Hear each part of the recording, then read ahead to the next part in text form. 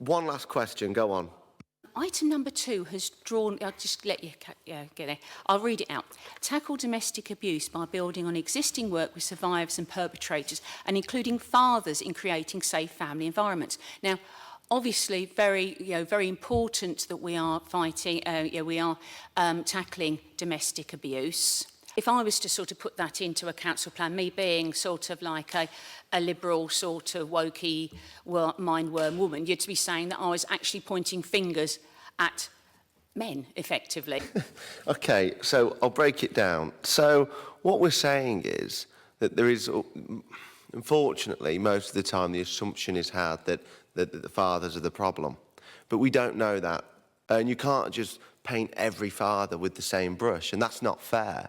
So we're saying we're going to work with everybody in the family to make sure it's a proper, secure and supportive outcome.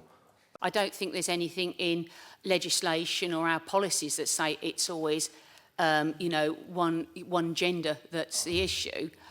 I mean, they're not the only factor in safe family environments. There's other things, including addiction issues, mental health issues. It just seemed very, very sort of one-dimensional way of tackling domestic abuse.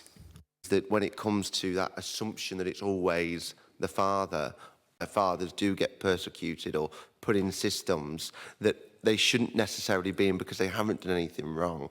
My own points as well is whether you've got any data for how many times fathers are blamed for domestic abuse, or maybe you've done some Googling, or some chat GPT stuff like Councillor Warren did on the parking issue. I don't know. It seems like an odd statement to me.